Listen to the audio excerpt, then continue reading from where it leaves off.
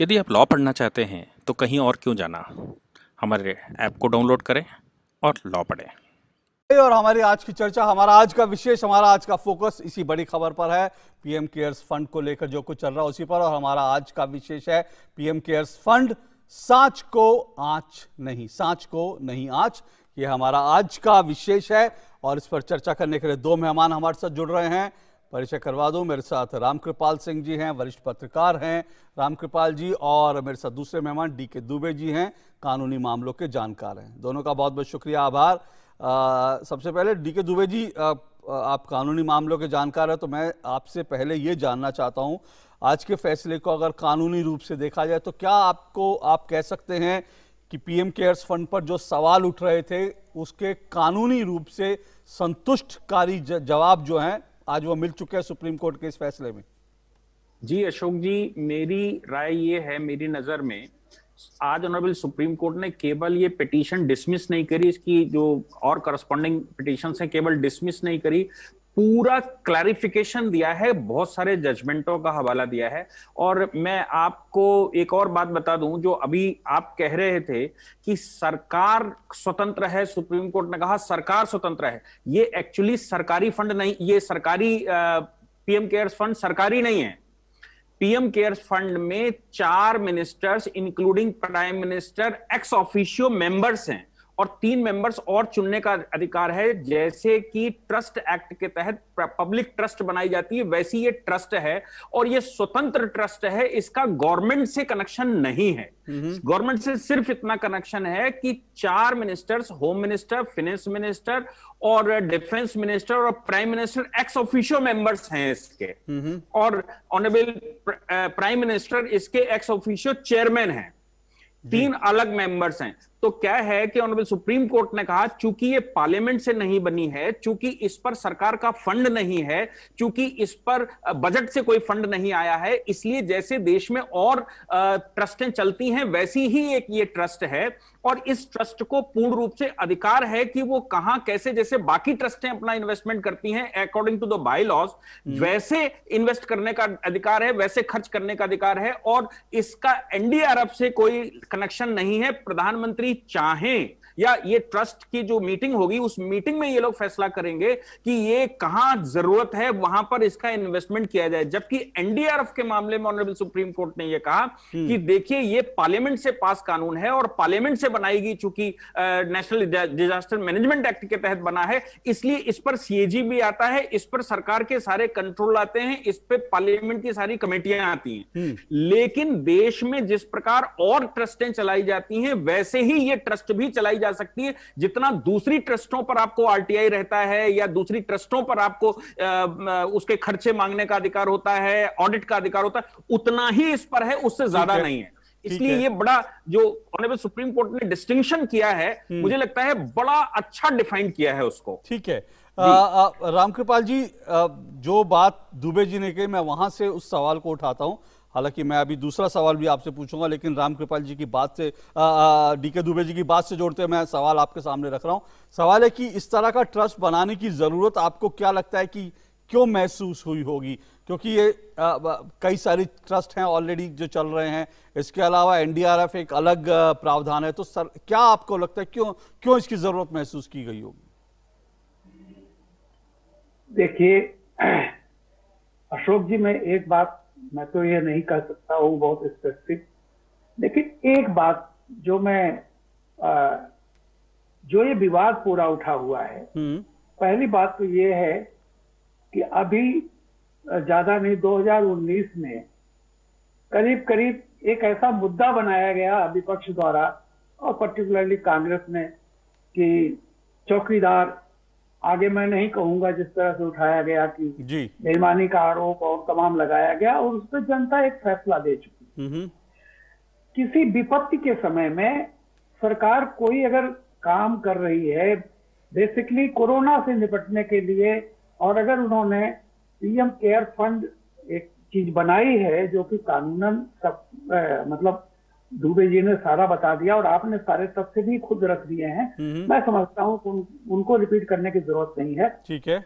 Basic बात यह है कि जिस जिस पर आप उंगली उठा रहे हैं, अभी अभी उसका जनता ने फैसला किया है कि उसको भरोसा है।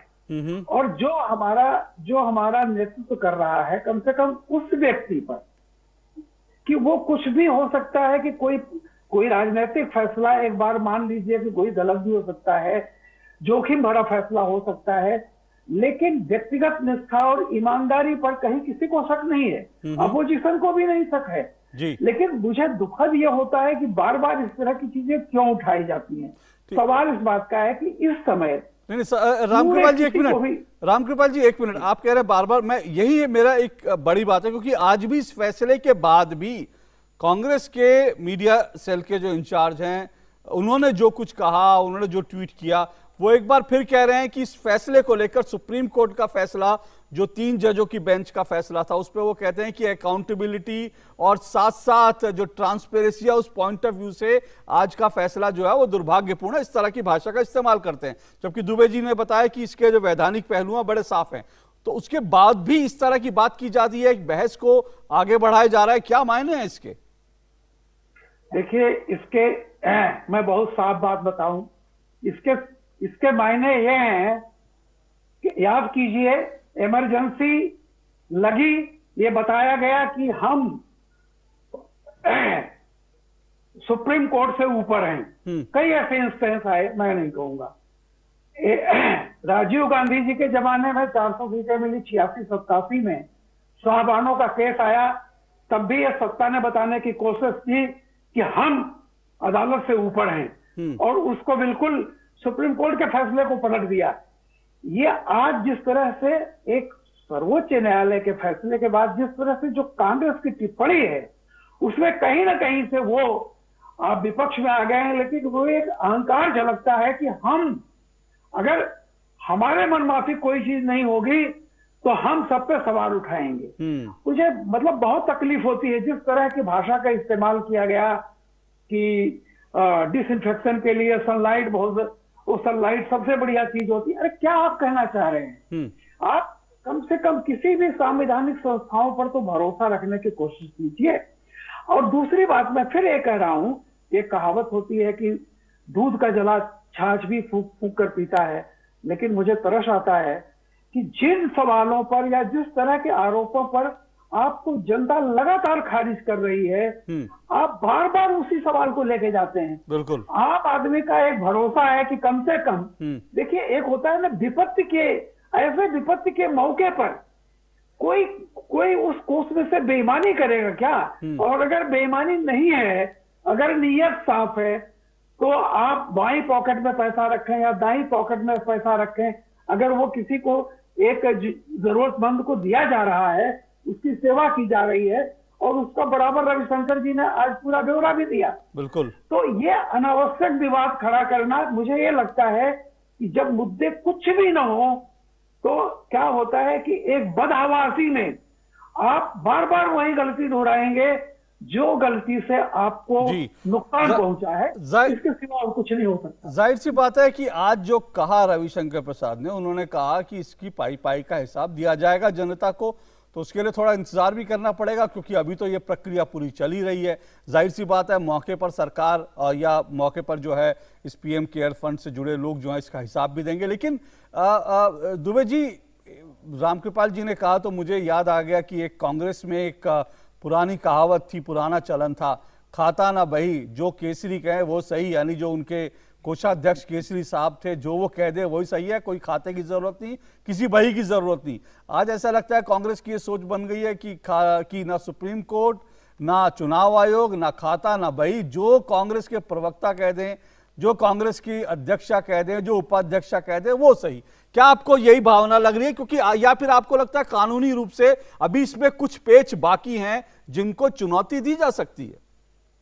नहीं, अगर किसी को चैलेंज करना है तो वो रिव्यू पिटीशन डाल सकता है, लेकिन इस फंड के लिए कांग्रेस को अगर मेरी सलाह माने तो मैं एक सलाह दे सकता हूं कि जैसे पीएम केयर्स फंड है, वैसे ही आप एक्स पीएम केयर्स फंड बना लीजिए, क्योंकि वो तो पब्लिक ट्रस्ट है। कोई ऐसा नहीं कि संसद में आपको जाना है, मैं चाहूं तो मैं पब्लिक ट्रस्ट बना लूंगा, लोग मुझ पर ट्रस्ट करेंगे तो मुझे पेमेंट दे देंगे और कहेंगे आप मेरी तरफ से लोगों की सेवा करिए। ये फंड कुछ इसी प्रकार का फंड है कि आप प्रधानमंत्री ने आह्वान किया, उन्होंने एक ट्रस्ट बनाई, प्रधानमंत्री के खाते में जाने के बजाय वो ट्रस्ट में गया और ट्रस्ट का पैसा प्रधानमंत्री अपने हिसाब से लोगों को कॉन्फिडेंस में लेते हुए खर्च करेंगे। तो एक्सपीएम फंड बनाने में क्या बुराई है?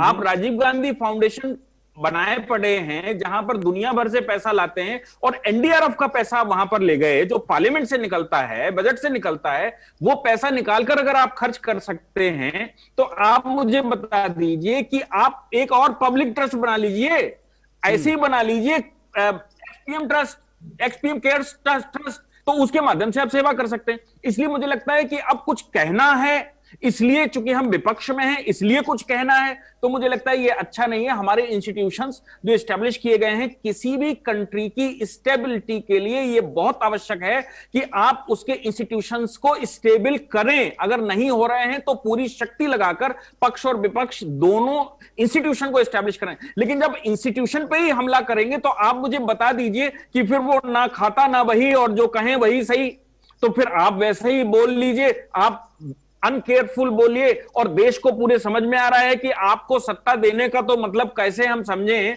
आप तो कुछ एबीसीडी भी नहीं जानते कि कानूनी एबीसीडी कैसे चलती है, पार्लियामेंट में सिस्टम कैसे चलता है। इसलिए मुझे लगता है कि अगर उनको लगता है कि ये गलत है तो उस पर बोलने की बजाय उनको रिव्यू पिटीशन डालनी चाहिए। और कपिल सिब्बल जी तो इस केस में प्रेजेंट हुए थे, उनको कहना चाहिए कि हम इस पर एक रिव्यू डालेंगे, ये जजमेंट ठीक नहीं है। लेकिन आप पब्लिक में हमला करें तो मुझे लगता है इनका भी वही हाल होना चाहिए जो प्रशांत भूषण का हुआ, कि आप पब्लिक में बोलें और कोर्ट में चुप रहे। ये अच्छा नहीं है। हमारे इंस्टीट्यूशंस को डेवलप करना, उनको एस्टेब्लिश करना हमारी जिम्मेवारी है, कॉन्स्टिट्यूशनल जिम्मेवारी सबकी बनती है। तो मुझे लगता है ये एक पॉलिटिकल इशू बनाने की जगह ये लीगल कॉन्स्टिट्यूशनल इशू था, उसको वहीं पर छोड़ देना चाहिए था। जाहिर सी बात है इस पर लीगल रूप, कानूनी रूप से चुनौती नहीं दी गई है। क्या रामकृपाल जी आपको मंशा यही लगती है कि जो जितनी संस्थाएं हैं, क्योंकि चुनाव आयोग को लेकर जिस तरह से कुछ हुआ, हमने देखा था चुनाव आयोग की को लेकर जो सवाल उठाए गए, आज सुप्रीम कोर्ट के फैसले के बाद, और ये सुप्रीम कोर्ट का अकेला फैसला नहीं है, आपने जिस राफेल को लेकर जिक्र किया उसमें भी यही बात हुई, सुप्रीम कोर्ट का बड़ा उसमें स्पष्ट फैसला आया, उसके बावजूद भी राफेल को लेकर के उसको लेकर वो सारी राजनीति चलती रही। क्या एक तरह से ये पब्लिक डिस्कोर्स में जो देश की संवैधानिक संस्थाएं हैं उनको एक तरह से उनकी विश्वसनीयता को ठेस पहुंचाने की, उस पर सवाल उठाने की कोशिश है साफ तौर पर? ये तो देखिए, जैसा मैंने कहा ना कि एक अतीत होता है, एक ऐसा भोगा हुआ अतीत उनका है जिस अतीत में एक सत्ता की हनक हुआ करती थी, जो वो सत्ता हमेशा अपने को समझती थी कि कानून क्या चीज है, कानून की परिभाषा हम करेंगे और न्याय की परिभाषा हम करते हैं। जैसा मैंने आपको उदाहरण दिया, उसका आपातकाल है, शाहबानो केस है और उसके बाद तमाम तरह की चीजें। लेकिन मैं इस बार बार एक बात कह रहा हूं कि एक कहीं से एक धारणा बन गई है कि नेतृत्व जो है बहुत साफ सुथरी उसकी जो छवि है, उसको किसी तरह से उस बेदाग छवि पर कहीं कोई दाग लगाने की ये बार बार कोशिश हो रही है। और मैं खुद कहता हूं इस बात को कि perception is more powerful than reality. यहां देखिए, चाहे जो भी हो सच्चाई, आप सच्चाई या तो लेके आइए, और जहां पे परसेप्शन भी ईमानदारी का है और जिस पर अदालत इस देश की मुहर भी लगा रही है, तो मुझे लगता है कम से कम उसके बाद कुछ हो जाना चाहिए। देखिए, टेक्निकल इशू लेकर जैसे राफेल है, अब आम आदमी चाहे कुछ भी कह लीजिए, वो इतना जानता है कि ये व्यक्ति या ये पार्टी, मतलब मैं नेतृत्व की बात करता हूं, कुछ भी कर सकता है, लेकिन जो व्यक्ति अपने पॉकेट में कुछ भी नहीं है, जिसने जीवन में कुछ नहीं कमाया, अपने परिवार के लिए कुछ नहीं सोचा, वो देश के साथ कभी कभी कुछ पैसे के लिए गद्दारी करेगा या देश के साथ धोखा करेगा? नहीं है। तो जब भी आप इस तरह के, और आपदा के दौर में, वो तो चलिए उस समय कोई आपदा नहीं थी, राफेल जो हमारा था उसकी बात है। आज तो एक ऐसा है कि सब लोग कोरोना इस महामारी से निपटने के लिए, और एक ऐसी चीज में जबकि कोई विपत्ति का मारा हुआ हो, आप ये उम्मीद रखें कि सामने वाला आएगा और ये घायल व्यक्ति घड़ी छीन करके लेके जाएगा। कम से कम देखिए, आम जनता बहुत कानून की भाषा नहीं समझती। बिल्कुल। एक जो फेथ है, और दूसरी तरफ से बार बार ये कोशिश की जाती है कि कोई भी, न तो आप आर्थिक नीतियों पर बात करते हैं, ना आप सामाजिक नीतियों पर बात करते हैं, कोई सोशल मूवमेंट चलाने की आपकी नहीं है जी। जो वो सरकार कर देगी उसकी आप आलोचना करेंगे जी। सफाई अभियान क्यों नहीं चलाया आपने, डीबीटी क्यों नहीं इतने बड़े पैमाने पर आपकी लागू हुई, इंश्योरेंस सेक्टर में रिफॉर्म की बात आपने की थी, क्यों नहीं किया।